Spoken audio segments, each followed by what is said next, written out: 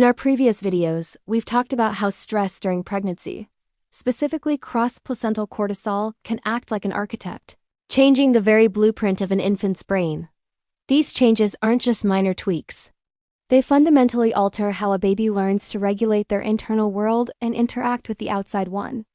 Their brain's wiring is shifted, its priorities rewritten. Now, the need for connection doesn't disappear, but its purpose is transformed. That natural internal drive for fun, for exploration, for curiosity and joyful engagement gets overridden by a more primal directive: safety and survival. So, what does this actually look like in everyday life? Let's paint a picture. Imagine a new adoptive parent, full of love and hope, leaning in to cuddle their baby. Instead of melting into the embrace, the baby arches its back, cries, and pushes away. The parent, trying to play, makes a funny face. But instead of giggling, the baby startles, turns their head, and just shuts down. From the outside, this can easily be, and commonly is labeled as disruptive, difficult, rejecting behavior. But from the inside, it's not a choice. It is a direct physiological result of a brain that has been wired to perceive the world as threatening. That cuddle feels overwhelming. That playful face is an unpredictable intrusion. The child's nervous system is simply following its original blueprint: prioritize threat assessment over joyful connection. This fundamental mismatch between a parent's loving intentions and a child's survival-based reality is a huge factor in the heartbreaking failure of so many adoptions and long-term placements. We see what is often viewed as difficult, rejecting behavior and the inability to build secure attachment, as a conscious choice. But it's not. It is a direct result of those brain alterations we've discussed and the internal priorities it creates. And this leads us to the most pressing and frankly frustrating question. As the science exists to trace these behavioral patterns back to a biological cause, why is this so consistently ignored in the systems meant to support these families? Why do we default to blaming the child's inherent difficulty or the parent's perceived inadequacy, instead of confronting the invisible, prenatal blueprint that set this difficult path in motion from the very beginning? Until we start answering this question and integrating this knowledge into our practices, we are not just ignoring the true science. We are failing children and the families who are trying so desperately to create a home for them. Good morning, good afternoon, good evening all, it's Bear here. And I'd like to welcome you to my YouTube channel, A Box of No Lid. A channel I'm creating not just to bring the awareness around the lived reality of trauma, complex trauma, removal trauma, the world that is adoption and the world that is foster care. But I also really want to bring forward what I've learned through my own personal journey and my own personal experiences as I am an adoptee. But also from my many years as an advocate and as a practitioner. All with the simple hope that something you may learn or hear here will not only increase the awareness and the understanding about the reality that is adoption and foster care, but also you may learn things that will be supportive and helpful in your own healing journey, and to open the doors of conversation that we so desperately need to create the understandings to be able to heal and to learn and to have the environments to teach us how to learn to be part of. And the understandings of why we react in certain ways to certain things and why we shut down. This is the fourth video when I'm talking from the base of cross-placental stress and the developmental implications and what that creates in a child developing in the womb, where the mother is under constant stress, and how that alters how our body and nervous system fundamentally responds to the world around us. And in this video, I want to bring home the point, the perspective from this very challengingly complex and very emotionally difficult experience and what its implications are around emotional priorities.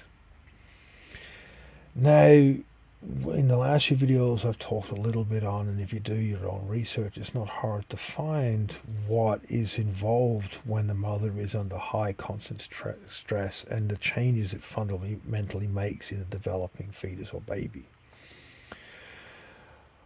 But when the baby is born, into a world that it is being created to perceive as a threat.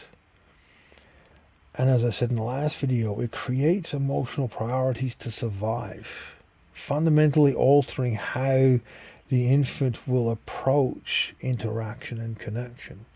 And like I spoke in the last two videos about within the world that is adoption, and it is the reason why so many adoptions fail, because every form of interaction is perceived as a threat. And that leads to childhoods that reinforce our isolation and reinforce our separateness and reinforce that the world is a threat. And that opens up a life where we are open and have major predispositions to other forms of abuse because of how we fundamentally respond. When you understand the processes of fight, flight, shutdown, dorsal vagal shutdown, when infants are perceived to accept behavior that is not, when you observe it, it is not right or good. Like I said in the last video, when you've got a child or an infant that is irritable whenever people are around, they get placed in the corner and they're quiet, they get left in the corner. That creates a belief that neglect and abandonment is the right way to go, because that's the only time the infant is not being loud, crying, pushing away, irritable. It opens up for neglect and abuse and harm. It opens up to be diminished, not as a child, but as an object. The resentment grows in the relationships between adoptive parents and these infants and children. And it sets up a pattern where the door for abuse and great harm and neglect is there. Not necessarily just from the adoptive parents, but the adoptive parents, because they don't have the emotional connections and the pathways of communication and interaction never develop. When the child goes out into the world and doesn't speak up or stand up in early childhood, in preschools and schools, their world of bullying opens up. They respond differently, are made fun of and mocked, and it is a freaking cruel experience to grow up in that reality. And because when you're coming out of dorsal vagal shutdown, you've got to move through fight or flight. When you do respond and come out of that, the response is always going to be more extreme than the perceived situation will allow or be seen or accepted. And again, that child is labeled as bad, as violent, or as aggressive, or as irritable, or as unresponsive, or rejecting, disruptive, and all the labels you see in overwhelming proportions within the world that is adoption and foster care. How many people in prisons that have come through the systems have grown up with those labels and constantly been reminded that the only way they're going to get anywhere in the world is to take it. To rather than shut down into a dorsal vagal shutdown, to fight, to either flee, which is the natural, fundamentally physiological, neurophysiological way we are wired to come out of shutdown. And it creates embedded behavior and embedded responses and embedded patterns that shape our life, that shape what we pursue and what we try to build and what we do and how we respond in a narrower perspective. When an infant, even if there's cross-placental stress and an infant is placed and grows up with their biological parents, their biological mother, there are mechanisms that start to mitigate those processes. There are pathways of connection that over time start to lessen and alter through plasticity the brain and neural connections to start to work with creating these connections in a positive way and start to alter the body to be able to interact in the world in a positive way, to build meaningful connections and to move through the irritability and the fear and the threat states into a more managed, a more ecologically sound form, to form the ability to get secure attachments and the experiences needed to heal and become part of. But so often in the world that is adoption, in the world that is foster care, this is not the case, because this is not understood. And we are slated on a path And the priorities that our nervous system has created is even less understood. One of the questions I've asked in numerous circles, because our brain has a whole bunch of neurons when we're born.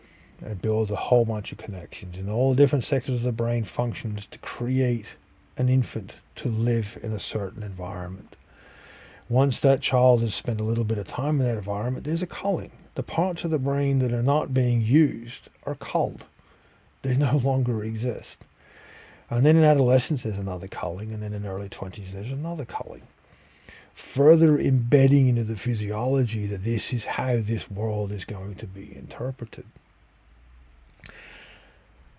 If we look at it from that understanding, that narrowing of emotional and neurological perspective, the priorities that connecting to a biological parent can become a hell of a lot stronger, which you can see when you start to understand the physiological mechanisms of the fog, this entire process of the trauma that is around removal and placement.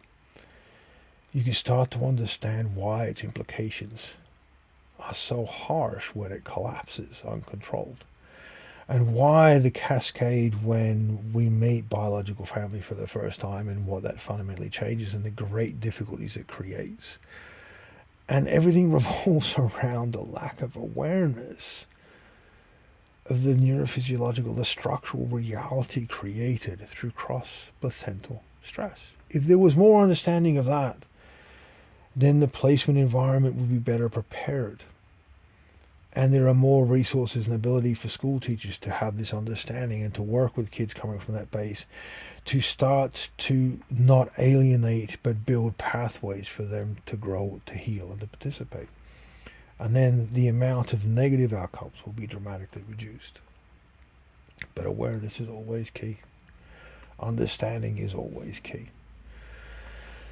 And I would love you guys to just spend a little time exploring this in your own world, those of us that have lived it, and understand that so much of how we feel and that barrier, that gap that I've spoken about in numerous videos, is down to developmental neurophysiological structure, not mental health, not choice, not decisions, not even our own actions. Because our external environment is the only thing that can heal us. We can't choose to heal it inside ourselves. We need to be immersed in environments often and for long periods of time too. As I've said in several videos, the adoptions that have worked is because the adopted parents have instinctively or knowingly worked with this stuff when they were little. Constantly holding and creating physical forms of connection and interaction and engagement to teach the nervous system to move past, to alter the brain, to not cull, but use these sectors of the brain that are not being used to form connections, to realize that the world is not a threat, that there is threat and there is good, and to build the pathways and the structures within the body to experience it and participate in it. When you look at the adoptions that have worked, the path to how to heal is clearly evident. And the earlier this is started, the better the outcome will be. But to get an early intervention, to have that awareness, people need to start to understand this stuff and take it seriously. I really hope you guys understand and respect where I'm coming from with this. And I thank you for your patience and your time. Please like and share and support the channel if you so choose. Please be mindful, please be safe, please be respectful, and I will see you all next time. Hope.